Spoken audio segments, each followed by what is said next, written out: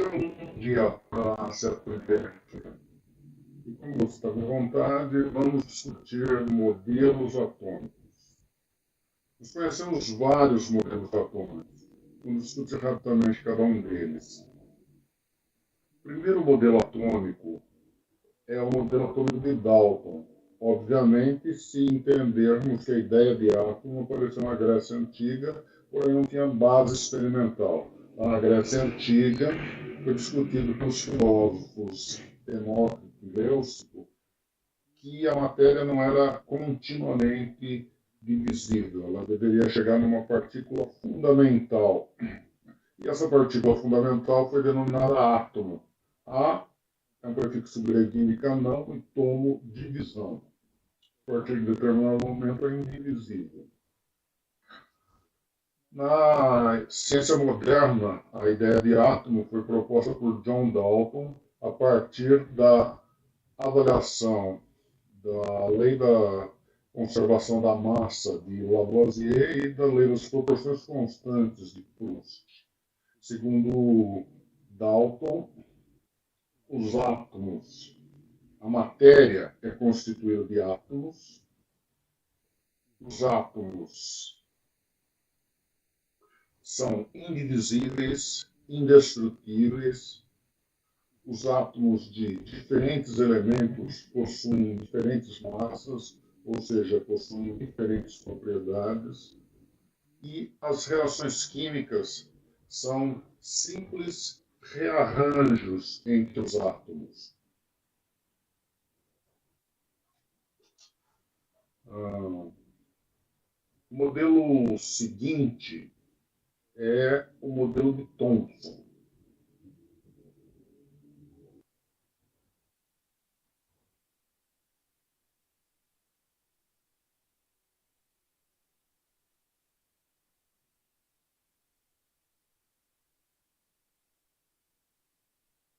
Na medida em que o modelo de Dalton considera o átomo indivisível, o modelo de Thomson considera a presença de cargas elétricas na matéria. O conhecimento da ideia de cargas elétricas na matéria, que deram origem ao modelo do tubinho de Passas, que trata-se de elétrons incrustados numa massa de carga positiva, pode vir a seguinte percepção.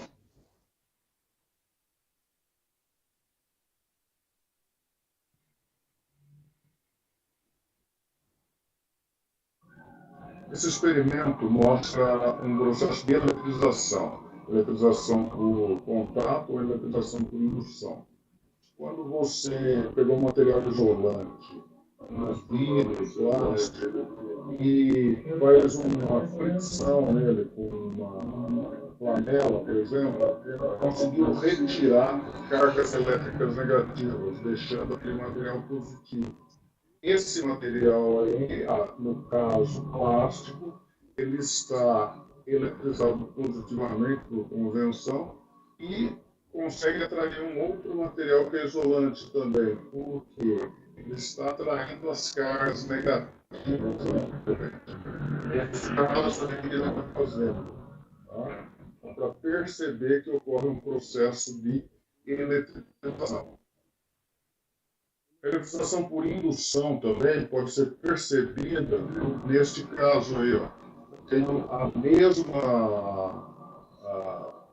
mesmo corpo plástico que está carregado eletricamente, com carga positiva, e ao se aproximar do fio de água, e a água é uma substância polar, posteriormente a gente vê nessa questão, mas ela tem polaridades na molécula de água, e ela está sendo atraída pelo polo positivo desse campo. Então, a natureza elétrica da matéria é bastante conhecida. E essa natureza elétrica, a partir da descoberta dos elétrons, foi através de uma experiência de descargas elétricas ligadas a efeitos, onde houve a descoberta dos raios catódicos e os elétrons, Thomson propõe um modelo de pudim de passas.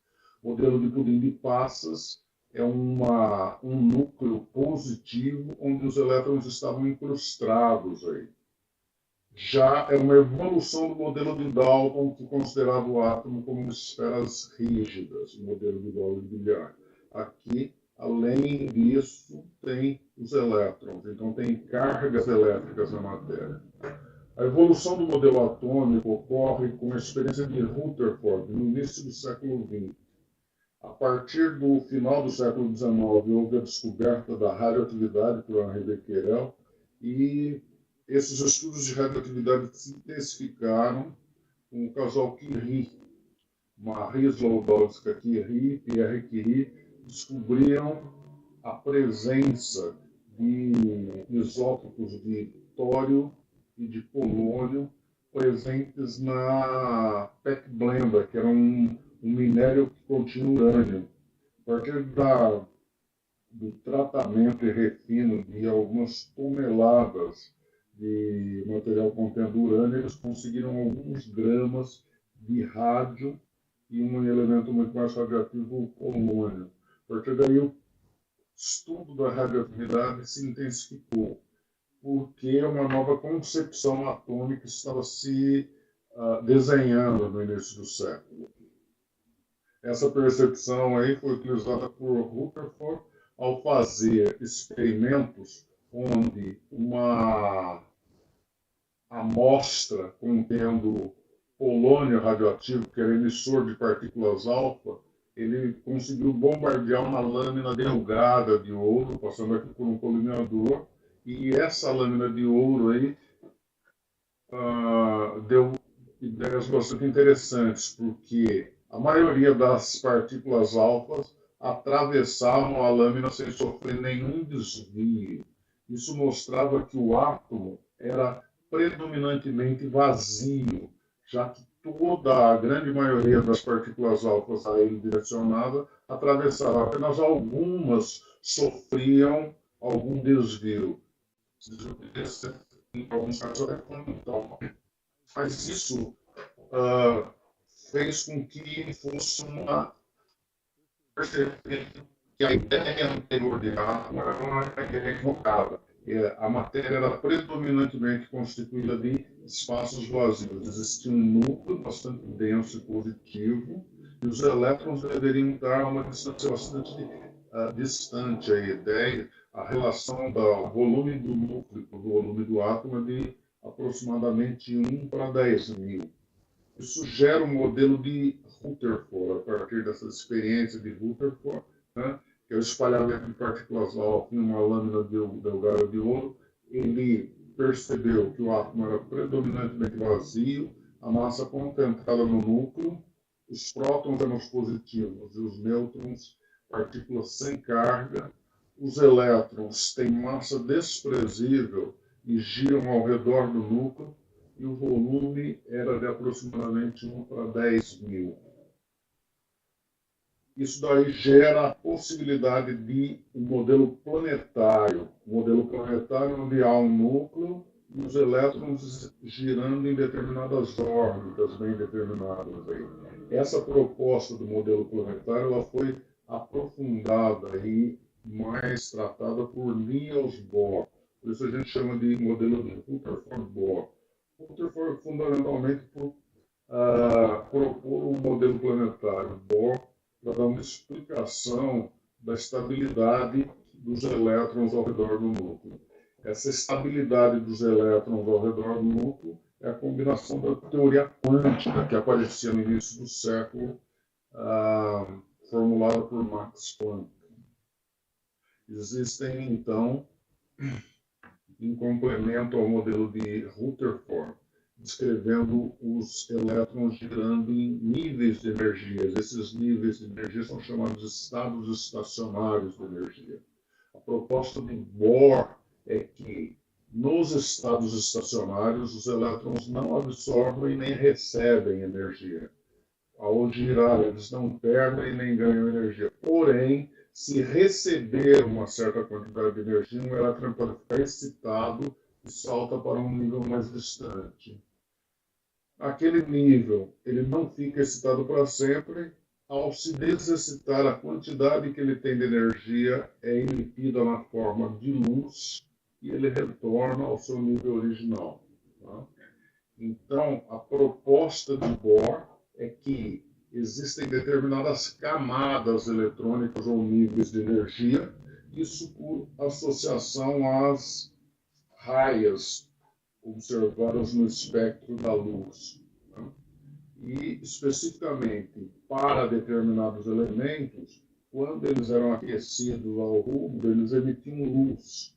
E essa luz característica, em determinadas frequências características, podem indicar determinados elementos. Isso aí contribuiu para o avanço da teoria atômica, onde eu tenho níveis e subníveis de energia.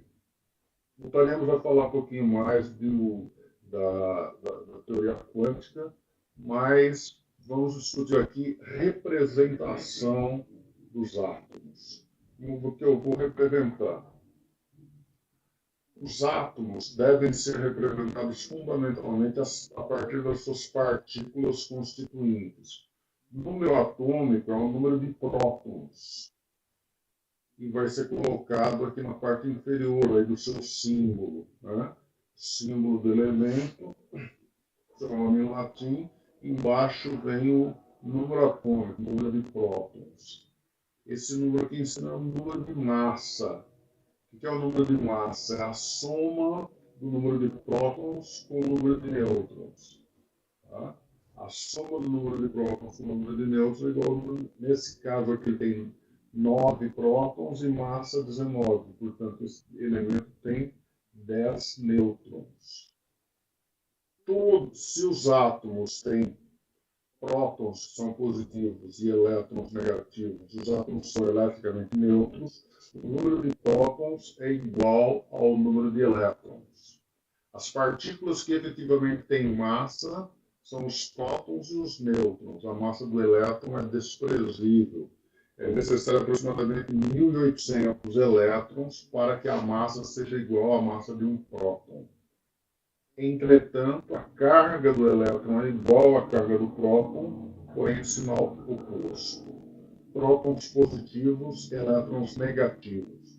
As partículas que são removíveis mais facilmente na matéria são os elétrons. Nunca se mexe no núcleo, nunca se ganha ou perde prótons. Ganha-se ou perdem elétrons, porque esses sim são facilmente removíveis.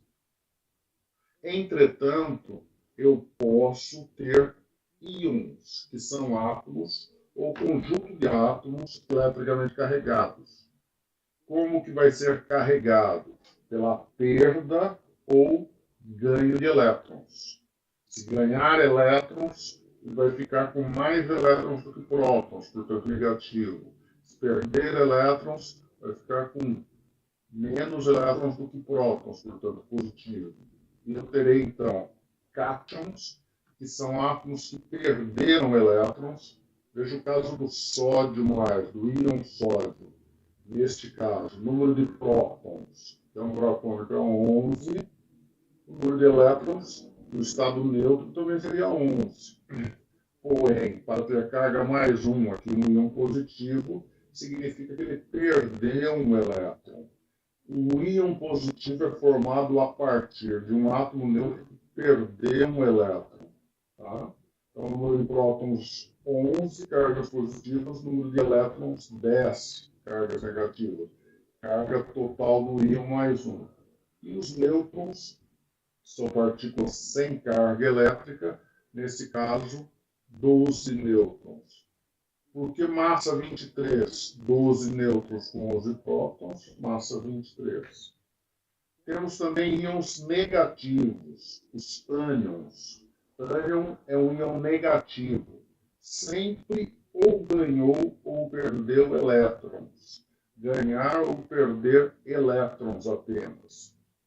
E neste caso, eu tenho aqui Número atômico, 17. Então, ele tem 17 prótons no núcleo.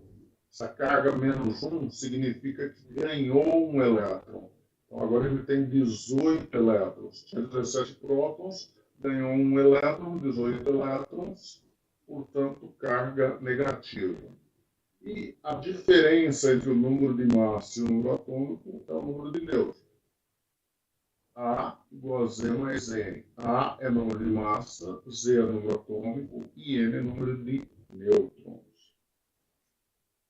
As relações numéricas entre os átomos me determinam alguns diferentes tipos de átomos. Os isótopos, que são átomos que possuem o mesmo número de prótons e diferentes números de massa. Todo elemento químico tem o mesmo número atômico. Se os átomos têm o mesmo número atômico, eles são o mesmo elemento químico. Aqui estou falando, por exemplo, do sódio, número atômico 11, número atômico 11. Esses dois átomos representam o elemento químico sódio. As propriedades químicas desses dois átomos aqui representados são as mesmas, porque as propriedades químicas são definidas pelo número atômico. Tem 11 prótons, tem 11 elétrons. Os tipos de ligações que eles vão fazer são as mesmas. Qual a diferença? A diferença é a massa. Um tem massa 24, outro tem massa 23. Eles têm propriedades físicas diferentes. Por exemplo, tem diferentes massas. Poderão se deslocar uma corrente qualquer aí de forma diferente. Propriedades físicas podem ser diferentes, propriedades químicas são as mesmas.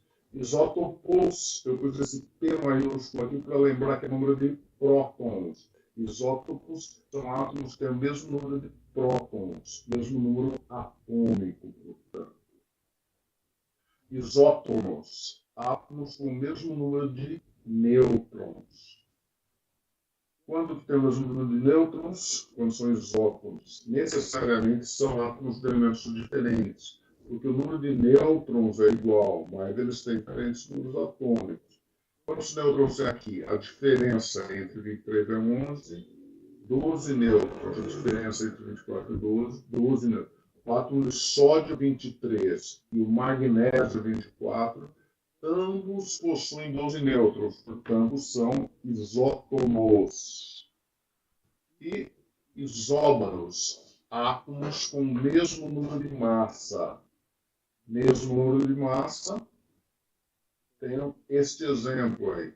Sódio 24 e magnésio 24. Ambos têm a mesma massa atômica, ou o mesmo número de massa. Portanto, são isóbaros. São elementos diferentes também. Esse aqui é sódio, esse aqui é magnésio. Quem que determina o elemento? É o seu número atômico. A carteira de identidade do elemento químico é o número de prótons.